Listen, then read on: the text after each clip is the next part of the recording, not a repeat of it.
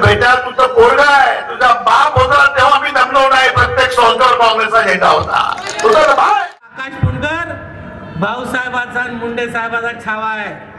रात्री 9 वाजेपासून 1 वाजेपर्यंत काय करतो ते सर्वांना माहिती आहे, काय काय खातो काय काय पितो. पुन्हा सांगतो, ज्याला ज्याला फोन आला यादी करा आणि आकाश फुंडकरला द्या. सगळ्यांच्या पाठीशी आकाश फुंडकर उभा आहे. राजकीय आपली कोणी शेकण्याचं काम या महाशयांनी या ठिकाणी केलंय. पहा ना, गल्ली पासून दिल्ली पर्यंत सत्ता त्यांची. खांबामध्ये अवैध धंद्याचा महापूर का? कोण धंदे करतो, कोणाचे कार्यकर्ते आहेत हे आपल्याला माहित नाही. येथील सर्व पोलीस अधिकारी त्यांच्या शिफारशीवर येत नाही. त्यांनी शिफारस केली आणि तो त्याच्या घराचा विरुद्ध गेला, बदली. म्हणजे पोलिसांची जी प्रतिष्ठा जी आहे ना, एक आम्ही लहान होतो, एक पोलीसवाला दिसला तर आम्ही त्याला घाबरत होतो.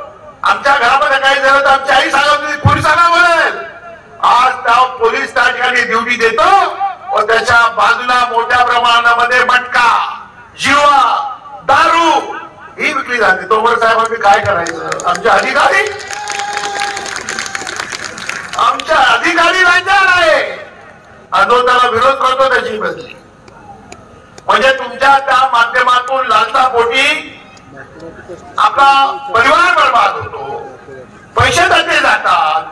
तो 100-500 रुपये कमवत असेल तर 400 रुपये तिथे हारून येतो. घरामध्ये तुमचं रात्री चूल पेटत नाही. अशा संरक्षण देणाऱ्या आमदाराला तुम्ही मतदान करणार असता. जो पोलिसांची प्रतिष्ठा खराब करतो त्याला तुम्ही मतदान करणार आहात का? काय अरे अवैध धंदे कोणाचे होते जगाला माहित आहे. अरे बेटा तुझं पोरगा आहे, तुझा बाप होता तेव्हा मी दमलो नाही, प्रत्येक संस्थेवर काँग्रेसचा झेंडा होता. तुझं बाय म्हणून आता सर्वांना मला विनंती करायची आहे.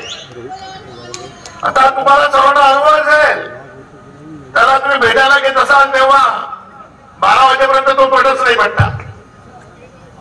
रात्री 9 वाजेपासून 1 वाजेपर्यंत काय करतो ते सर्वांना माहिती आहे, काय काय खातो काय काय पितो. अरे हे मला बोलण्याची गरज नाही, कोणावर व्यक्तिगत टीका मी करत नाही, परंतु हे सत्य आहे. असा लोक प्रतिनिधी पाहिजे का तुम्हाला? तुम्ही केव्हाही मला फोन करा, अर्धरात्री करा, बेरात्री करा, एका मध्ये मी ते फोन उचलतो. सुद्धा घरामध्ये असल्यानंतर साहेब घरी नाही, साहेब झोपलेले आहेत, बाहेर बगीच्यामध्ये तुम्हाला उभं राहावं लागतं. घरामध्ये परवानगी नाही, एंट्री नाही, फक्त ठेकेदारांना 2 नंबरवाल्यांना गेटमध्ये एंट्री, बाकी माझ्या सामान्य माणसाला एंट्री. मला सांगा तुम्ही, या 10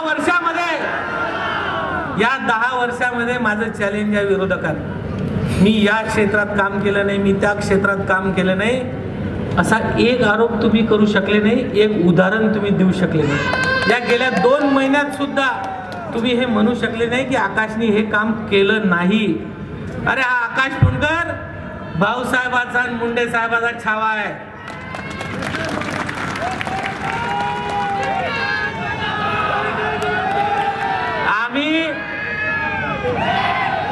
आम्ही तालमीत तयार झालेलो आहे मुंडे साहेबांच्या, भाऊसाहेबांच्या.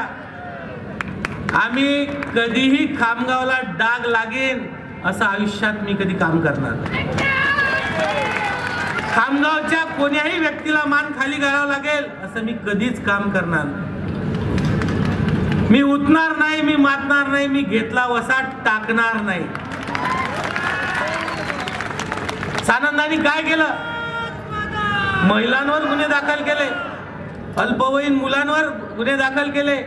यांचे कार्यकर्ते अल्पवयीन मुलींवर अत्याचार करणारे कार्यकर्ते हा पोचते. आणि एवढंच तर नाही, पत्रकारांना मारणे, पत्रकारांवर हल्ले करणे. आमचे वयस्कर पत्रकार आहेत काका रुपारे, ते सत्याची बाजू मांडतात. त्यांच्या घरावर हल्ला, त्यांच्यावर हल्ला. आमचे नितेश मानकर, त्यांच्यावर हल्ला. अरे बाबा, तू कितीही दाबलं तर आता कोणीच दबणार नाही, कोणीच दबणार नाही. आणि मी सगळ्यांना सांगणार आहे, या खामगाव मतदारसंघात कोणालाही भ्यायचं काम नाही. मी तुम्हाला पुन्हा सांगतो, ज्याला ज्याला फोन आला यादी करा आणि आकाश फुंडकरला द्या. सगळ्यांच्या पाठीशी आकाश फुंडकर उभा आहे, कोणालाही भ्यायची गरज नाही. आणि आता आपल्याला कोणावर टीकाही करायची नाही.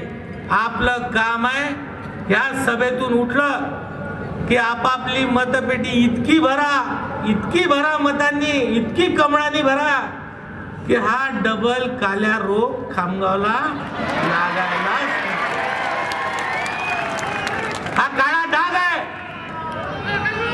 सैनी जी, इसके साहूकारी के वजह से महाराष्ट्र के गद्दावर नेता कांग्रेस के विलासराव जी देशमुख जब मुख्यमंत्री थे, उनको 10 लाख रुपए का दंड सुप्रीम कोर्ट ने किया.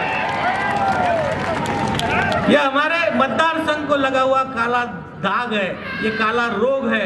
आता या काल्या रोगावर फवारणी कशाची करायची आहे, कशाची करायची आहे, मग करणार आहे की नाही. म्हणून म्हणतो, लाडक्या बहिणींनो, उद्या सकाळपासून आता मोबाईल मध्ये जेवढ्या मैत्रिणी आहेत, जेवढ्या बहिणी आहेत,